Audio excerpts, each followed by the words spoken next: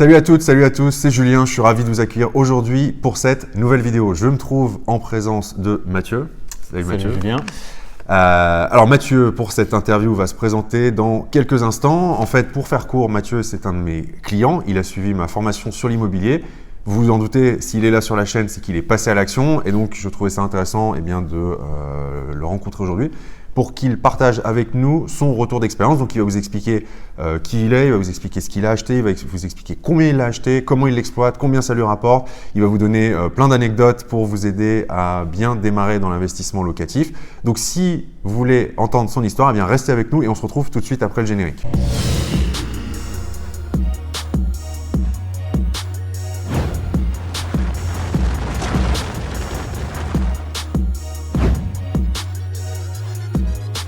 Donc avant qu'on rentre dans le détail de l'interview, je vous rappelle que si vous voulez en savoir plus sur la location meublée et sur sa fiscalité qui vous permet de ne pas payer d'impôts sur vos loyers, eh bien vous pouvez retrouver toutes les informations dans mon e-book gratuit. Il vous suffit de cliquer sur le petit i qui s'affiche à l'écran pour le télécharger. Donc Mathieu, est-ce que tu peux commencer par te présenter? Donc j'en ai dit deux mots vite fait, mais voilà un peu plus en détail, qui tu es, ce que tu fais dans la vie. Ça marche. Et tout ça. Écoutez, moi je suis à mon compte en fait, j'ai ma boîte depuis 10 ans. Je suis dans le web marketing, en fait je fais du référencement naturel, donc c'est-à-dire que j'aide les sites à être plus visibles sur Google pour que mes clients trouvent des clients. Donc voilà, je fais ça depuis 10 ans. Et en fait, la relation avec l'immobilier, on la voit pas forcément tout de suite, mais c'est les différents piliers de l'investissement en fait. C'est qu'au bout d'un moment, j'ai eu envie de diversifier mes actifs, on peut dire. Tu me diras si c'est le bon terme ou pas. Ouais. Mais voilà, le business, c'est une chose, ça marche bien, etc. Qu'est-ce que je peux faire d'autre après pour sécuriser, pour avoir d'autres éléments à côté?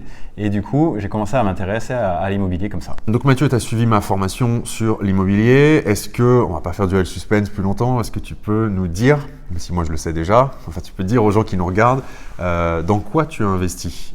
Alors, j'ai suivi ta formation et du coup, j'ai investi dans un appartement, un T2 de 50 mètres carrés et que j'ai exploité en courte durée parce que c'est le LMNP, du coup, c'était ce qui était le plus intéressant en termes de revenus derrière, de défiscalisation aussi avec des travaux, etc.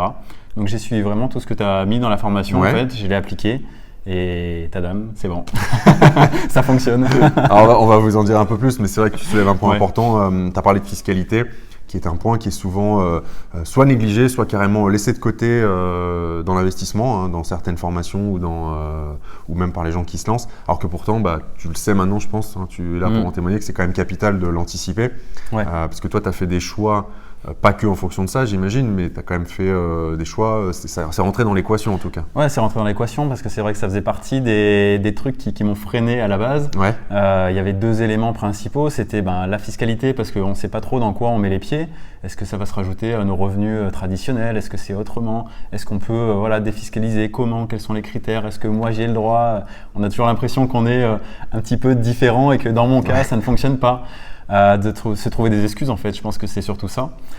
Donc ce côté-là en fait, quand j'ai vu vraiment dans ta formation où tu expliques, c'est pas compliqué, une fois qu'on le sait, il y a des cas et puis on est dans les cases où on n'y est pas. Et le tout c'est de le savoir, de savoir dans quelle case on est et après de faire ses choix en fonction de ça. Donc tant qu'on le sait pas, c'est vachement compliqué et anxiogène. Et après, une fois qu'on le sait, on se dit ok, il n'y a plus qu'à y aller. C'est ça. Donc ça c'est le premier élément. Et le deuxième élément, c'était vraiment les travaux. Moi, les travaux, c'est quelque chose qui m'angoissait dès le départ. Parce qu'avant de te rencontrer, j'avais déjà regardé un petit peu l'immobilier, mais j'étais juste en mode je regarde, j'essayais de comprendre comment ça fonctionne un peu, mais j'avais ce frein perso qui me dit de toute façon, je n'irai jamais parce que je vais forcément me faire avoir. Je vais acheter un immeuble ou un appart où il va s'écrouler 2 ans après et je ne l'aurai même pas vu et je vais me faire avoir comme un bleu. C'est normal, je suis un bleu. Et en fait, plus maintenant. Mais vraiment, ce blocage-là, il était très puissant. Et en fait, on y reviendra dessus, mais il s'est débloqué tout seul parce que, alors il y a toujours des petits couacs ou des choses comme ça, mais c'est bon, l'appartement ne s'est pas écroulé, il n'y a pas eu de dégâts des eaux, il ne s'est pas enflammé, tout s'est bien passé. Les problèmes qu'il y a eu, on a pu y répondre avec les artisans que j'ai pris, et puis en fait, ça donne un résultat qui est super, et quand je montre les photos de l'appart tel qu'il est aujourd'hui, alors que c'était pas comme ça il y a quelques mois, les gens ils se disent waouh, franchement il est top et moi je suis très content du résultat qu'il y a, de pouvoir loger des gens dedans. C'est aussi une fierté de dire qu'on loupe pas un taudis, parce que clairement l'appart quand je l'ai pris, c'était un taudis, il n'avait pas été remis à jour depuis 25 ans. Il y a des gens qui étaient logés dedans. C'est un peu limite. Donc en même temps, tout le monde y gagne parce qu'on rend un logement beaucoup plus décent à des gens qui viennent visiter la région, qui viennent pour le travail, qui viennent pour diverses raisons. Et en même temps, nous, on profite du côté travaux qui aide la fiscalité et du côté un revenu que ça apporte bien plus qu'une location traditionnelle nue ou meublée, quoi. Exactement. Tu as soulevé un point important. Pareil, je fais une parenthèse, mais tu sais, tu as parfois des personnes qui disent oui, la défiscalisation, ils trouvent ça scandaleux parce que on ne paye pas d'impôts. Il ne faut pas oublier que si l'État met en place des programmes qui permettent de payer moins d'impôts, c'est qu'il y a un intérêt quelque part, toujours. Donc l'intérêt, c'est d'inciter des investisseurs à rénover un parc immobilier, tu viens de le dire, qui est vieillissant. Et ça, on le voit encore beaucoup trop souvent. Il y a trop de propriétaires qui louent des biens, pas insalubres, mais vieillots, comme tu as dit, qui n'ont pas été rénovés depuis 30 ans. Et eux ne voient pas le problème, alors que nous, avec un œil un peu plus actuel, on le voit le problème. Et donc, le but, c'est d'inciter ces investisseurs à faire des travaux de rénovation. Mais comme ça représente quand même un certain coût, c'est pas neutre, tu le sais maintenant aussi. Et puis, tu l'as très bien dit, tu as des appréhensions au début avec les travaux, tu sais pas si ça va bien se passer. Et il y a aussi une sorte de remerciement pour cette prise de risque qui est de bénéficier d'avantages fiscaux derrière en tout cas. Donc tu nous as dit une partie du truc, tu as acheté un T2 de 50 mètres carrés. Est-ce que tu peux nous dire, tout confondu, ou nous expliquer un peu, combien ça t'a coûté finalement ? Alors au total, le prêt entier, sachant que j'ai financé à 110% pour avoir les frais de notaire qui étaient inclus dedans, des frais de courtage aussi parce que je suis passé par un courtier, j'en ai eu pour 117 000 euros. D'accord. L'appartement. Ok. Sachant qu'il y a quand même une grosse partie de travaux, on est à peu près 35 000 euros de travaux. Donc c'est quand même une part super importante sur un appart de 50 que j'avais un peu négligé au départ. Donc il y a eu 7-8 000 euros qui étaient en dehors du budget que j'avais prévu en fait au départ. Parce que j'ai pas forcément super bien estimé. J'ai voulu essayer de voir un petit peu au plus bas en me disant c'est bon, ça passe. Dans tous les cas, il reste super rentable, donc c'est pas un problème. Et quelque part, j'avais envie de passer à l'action, même en me disant que peut-être que j'avais un petit peu sous-estimé le truc, et que s'il y avait des choses en plus à prévoir, c'est pas grave. Je prenais le risque parce que je sais que le risque était quand même maîtrisé. Ça allait pas être des sommes folles non plus, et j'allais m'y retrouver dans tous les cas. Ouais, ça c'est super intéressant. Le premier bien, c'est rarement le plus rentable, mais c'est celui sur lequel on apprend le plus de choses. Parce qu'au moins on passe de la théorie à la pratique, ce qui est super important. Se former, c'est 50% du boulot, mais après agir, c'est les 50% restants. Et vous aurez beau regarder toutes les vidéos du monde, suivre toutes les formations possibles, imaginables, rencontrer tous les investisseurs que vous voudrez, il y a un moment, il faut juste se bouger, y aller. Et comme tu l'as dit, tu as très bien résumé, tu as préféré passer à l'action et te dire peut-être que je vais me planter un peu, mais il n'y aura pas mort d'homme. Et au moins, je l'ai fait et le truc reste rentable. Et voilà. C'est ça, parce qu'au début, j'étais plus dans la démarche où il faut que ce soit exactement parfait sur tous les petits points. Il faut vérifier en fait qu'il n'y en ait pas un qui soit pas bon pour rien risquer. Et au bout d'un moment, j'ai fait des offres qui ont été refusées, il y en a d'autres où ça allait pas, etc. Et j'ai cherché pendant quand même 1 an à peu près, avant de trouver un appart sur lequel j'ai fait une offre qui a été acceptée, et donc celui-ci. Et je me dis, c'est pas grave s'il n'est pas parfait, je sais quel est le taux de risque que je prends, et en tout cas j'y vais, et s'il n'est pas aussi rentable que ce qu'il doit être, c'est pas grave, je vais apprendre beaucoup, et après j'achèterai d'autres choses, etc. Surtout qu'en plus tu as fait, je pense, une erreur qu'on a tous fait en tant qu'investisseur débutant, c'est de sous-estimer les travaux. C'est-à-dire que on le sait, mais pourtant, on dit, non, mais a priori, ça devrait passer. Le mec, il dit qu'il y en a pour 20 000. Bon, en fait, je suis sûr qu'à 12 000, c'est bon. Exactement. Sauf que non, ça se passe pas comme ça. On veut se persuader des fois de choses qui sont complètement fausses. C'est même plutôt l'inverse en général. C'est que il y a toujours une marge je recommande 10% de marge d'erreur. C'est-à-dire, si l'artisan, il vous annonce 20 000, prévoyez 22 000, quoi. Au moins, Après, il y a un truc important aussi sur les artisans, c'est que il y a des choses qui peuvent être plus chères, moins chères, mais il y a aussi le côté conseil, moi, des artisans que j'ai beaucoup apprécié, parce que il y a des choses qui sont pas forcément utiles, qui peuvent coûter cher, et dans le cadre d'une location meublée, c'est peut-être pas là où il va y avoir une plus-value pour le loueur ou le locataire. Donc, il faut aussi savoir ce qu'on fait, dans quel but, et il y a peut-être des frais où on va mettre moins finalement que ce qu'on avait prévu, et d'autres où on va mettre plus. J'avais prévu de mettre des verrières un peu partout et tout. Finalement, ça coupait les espaces, c'était beaucoup plus cher. Et j'ai mis simplement là où c'était vraiment efficace. Et ça a réduit le coût. Et c'était sur le conseil de l'artisan finalement.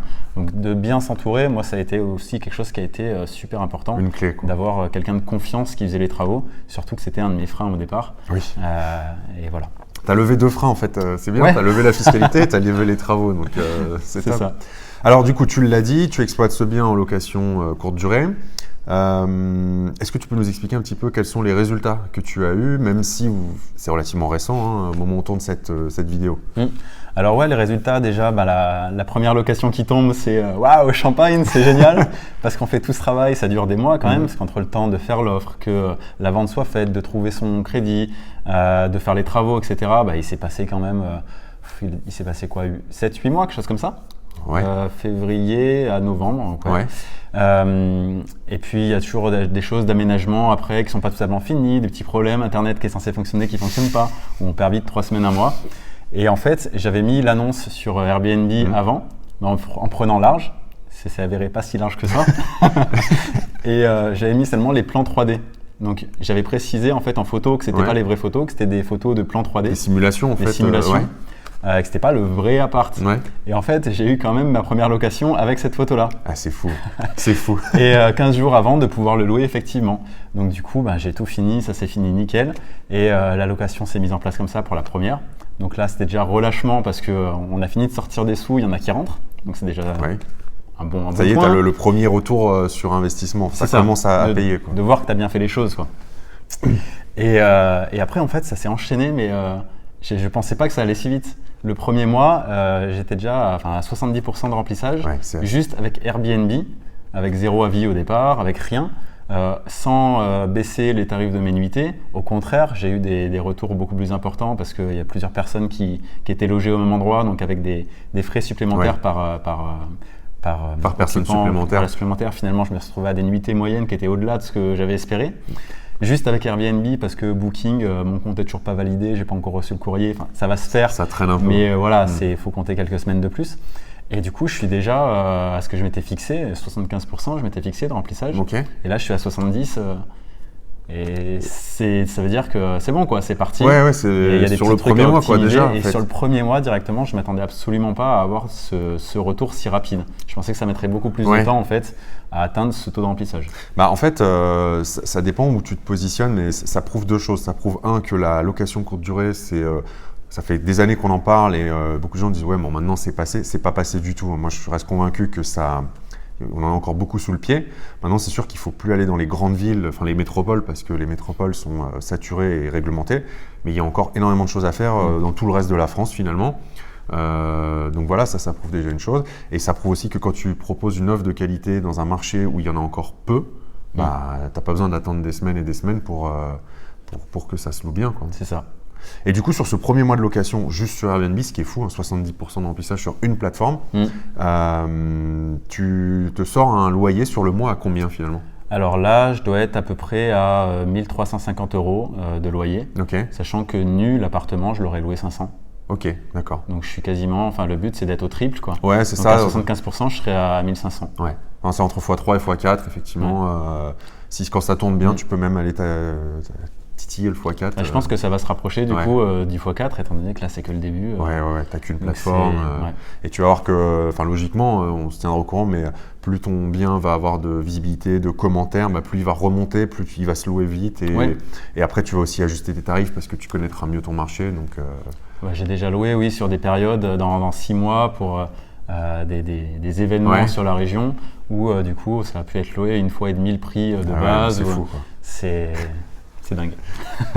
Ça me fait penser à une anecdote, il y a le Tour de France tous les étés. Moi, l'été prochain, il passe. Là, j'ai 2 apparts et puis après, il passe dans une ville où j'ai un immeuble. Donc, pareil, j'ai multiplié mes nuitées par 4. Tu vois, donc,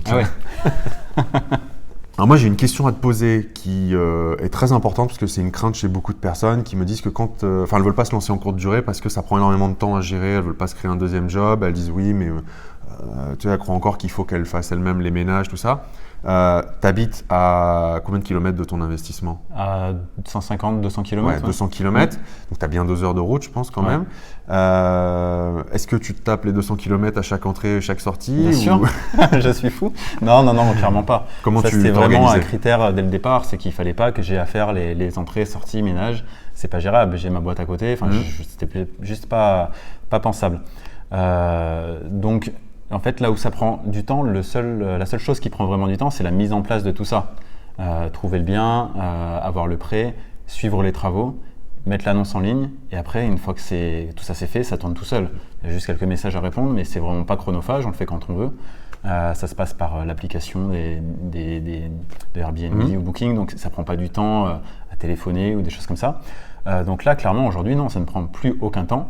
Et tout simplement, j'ai délégué toute la partie entrée-sortie, tout d'abord à une connaissance, mais vu que ça s'est beaucoup rempli, elle s'est retrouvée un petit peu surchargée. Donc là, je suis en train de transférer sur une conciergerie qui est capable de faire ça, que j'ai un appart ou que j'en ai 15, ils peuvent tenir la charge. Ouais. Mais au moins, ce qui est bien, c'est que tu as préféré passer à l'action, tu t'es débrouillé, tu l'as dit, avec une connaissance et tout, plutôt que de te dire « ouais, non, il faut que je trouve la conciergerie, c'est compliqué ». Ouais, voilà, c'était pas parfait. La conciergerie, elle n'existait pas il y a 3 mois, elle existe aujourd'hui. Oui. Donc après, les choses, elles se mettent en place toutes seules en fonction de là où on en est, ce qu'on cherche, ce qui se passe. Et en fait, on trouve des solutions.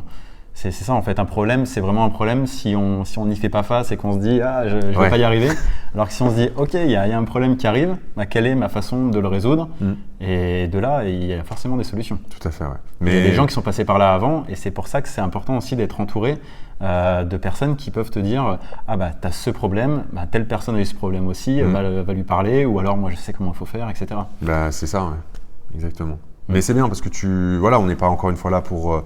vendre du rêve, il y en a qui le font, mais tu l'as très honnêtement raconté, ça demande du temps à la mise en place en fait. C'est la phase de démarrage qui est la plus longue et la plus chronophage, à plus forte raison quand c'est le premier investissement parce que tu découvres en plus, mais après une fois que c'est lancé, c'est lancé quoi, voilà. Et puis moi personnellement c'était des tâches chronophages certes à un moment donné, mais qui étaient complètement différentes du travail que j'exerce au quotidien, ce qui fait que ça me faisait sortir de mon travail et que c'était quelque chose qui était plus sympa à faire qu'autre chose. Je ne l'ai pas pris comme des contraintes en fait. Et puis voilà, dès qu'il y avait un problème, en fait, j'avais quelqu'un qui savait le solutionner autour de moi. Donc tout s'est extrêmement bien passé. Il y avait des imprévus, c'est sûr, mais tous ont été réglés très facilement. Donc c'était vraiment juste du bonheur de s'occuper de ça et d'avoir quelque chose de différent à faire et qui se mette en place. Enfin, vraiment, le truc dingue, moi en web marketing, c'est très concurrentiel, il y a plein de choses qui se passent, on essaye, on n'a pas forcément des résultats. Et là, ici, il y a une méthode, on la met en place et les résultats sont là tout de suite. Et c'est la première fois que c'est aussi fluide dans le côté professionnel, en fait. Donc, franchement, j'ai plus du tout de crainte à y aller aujourd'hui. D'accord. Alors, moi, j'ai une question qui m'intéresse en tant que formateur. C'est est-ce que tu as hésité avant de rejoindre ma formation? Oui, non, et pourquoi? Oui, alors à la base, j'ai hésité. En fait, je n'avais pas prévu de prendre une formation. Parce que je suis un peu touche à tout, je suis autonome, je me forme par moi-même. Donc j'avais déjà lu pas mal de choses sur le sujet. Donc je ne voyais pas trop ce qu'une formation pouvait m'apporter de plus. Et en fait, après je t'ai rencontré. C'est vrai. On a commencé à parler justement de travaux, de choses comme ça qui me bloquaient. Et puis j'ai vu que en fait, ça pouvait se débloquer quand on avait le bon interlocuteur. Et en fait, juste en une discussion avec toi, après j'ai commencé à suivre ton blog, etc. Et c'est comme ça que j'ai pris la formation sans hésiter parce que je me suis dit que finalement, c'est un investissement qui est ridicule par rapport au prix de l'appartement et que ça pouvait m'éviter bien des erreurs. Et d'ailleurs, il y a des trucs sur la fiscalité où j'aurais pas fait ça et j'aurais perdu des milliers d'euros juste parce que j'ignorais, en fait. D'accord, mais alors du coup, quelle différence entre une formation que tu as prise et, comme tu le disais, comme tu es touche à tout, quelle valeur ajoutée tu as perçue ou qu'est-ce qui t'a plu ou, tu vois, entre je vais aller chercher l'info à droite à gauche ou je prends une formation. En fait, quand on va chercher l'info à gauche à droite, ou à droite à gauche, comme on veut, on va chercher ce qu'on cherche. Donc le truc que je ne connais pas qui va m'aider à réduire ma fiscalité, je ne vais pas le trouver si je ne sais pas le chercher. Effectivement. Tu vois ? Oui, je vois très bien. On ne sait pas ce qu'on ne sait pas. Voilà, on ne sait pas ce qu'on ne sait pas. Et du coup, ce que m'a apporté ta formation, c'est qu'il y a un fil rouge en fait. Tu nous amènes du début qui est quel est le projet déjà immobilier, pourquoi s'orienter vers du LMNP ou pas, est-ce qu'on est en ville, est-ce qu'on est à la campagne, etc. Jusqu'à l'offre, jusqu'au prêt immobilier, jusqu'à comment on trouve les artisans. Il y a vraiment tout qui est fait au fur et à mesure et on a les bons éléments au bon moment. Parce que du coup, j'ai lu plein de trucs et 3 mois après, j'avais oublié plein de trucs. Que là, au moins, je savais à quelle étape j'en étais. Et si j'avais oublié quelque chose, il me suffisait de revenir au bon moment dans la formation pour avoir la bonne info sur qu'est-ce qu'il faut que je demande là à mon comptable pour, etc. Et en fait, ça fait gagner un temps considérable et on passe pas à côté d'infos importantes. Ok, d'accord. Alors, c'est intéressant d'avoir ce retour de toi en tant que client d'une formation parce que moi, je sais effectivement quelles sont les différences, mais souvent les personnes qui peuvent regarder se disent oui, mais pourquoi donc tu l'as très bien dit, c'est un investissement et puis oui, c'est le jour et la nuit. Il faut comprendre qu'il y a un fil rouge effectivement et qu'en tout cas, en ce qui me concerne, j'essaye de faire en sorte que qu'il y ait vraiment quelque chose qui vous emmène pas à pas sans vous poser 10 000 questions en tout cas. Ouais, c'est ça, et ça fonctionne bien. Donc du coup, maintenant que tu as un petit peu de recul, alors c'est tout frais, ça fait 1 mois que tu l'exploites, mais bon, par contre, la formation, tu l'as rejointe il y a 1 an et demi. C'est ça. Tu as cherché pendant quasiment un peu moins d'1 an. Ouais, c'est ça, pas loin d'1 an. Après, voilà, tu as eu la phase de négo, offre, travaux, voilà, maintenant c'est en exploitation. Donc rétrospectivement, déjà, est-ce que tu es content d'avoir traversé tout ça et d'avoir fait ce choix ? Qu'est-ce que ça a changé dans ta vie finalement, cette formation et cet investissement immobilier ? Ouais. Oui, déjà, je suis très content d'avoir fait cette formation, cet investissement. Tu me rassures. Jusque-là, il n'y a pas de souci, c'est sûr. Non, et en fait, ça a changé beaucoup de choses parce que je me rends compte qu'aujourd'hui, je suis propriétaire d'un appartement que j'ai mis en location courte durée, chose qui me semble normale parce que aujourd'hui, c'est le cas. Et en fait, si je revois le Mathieu d'il y a 1 an et demi, qui se dit « Ah ouais, mais comment je vais faire les travaux ?» avec des fausses questions finalement, parce que toutes ces questions sont dépassables. Je me dis « Waouh, c'est génial l'avancement que j'ai pu faire. Et ce recul-là, il faut le prendre parce qu'on s'en rend pas compte au quotidien, là, parce que ça y est, c'est fait. Ouais. Et ça me paraît être rien. Tu l'as intégré alors comme qu'en étant fait, normal. C'était juste un truc énorme avant.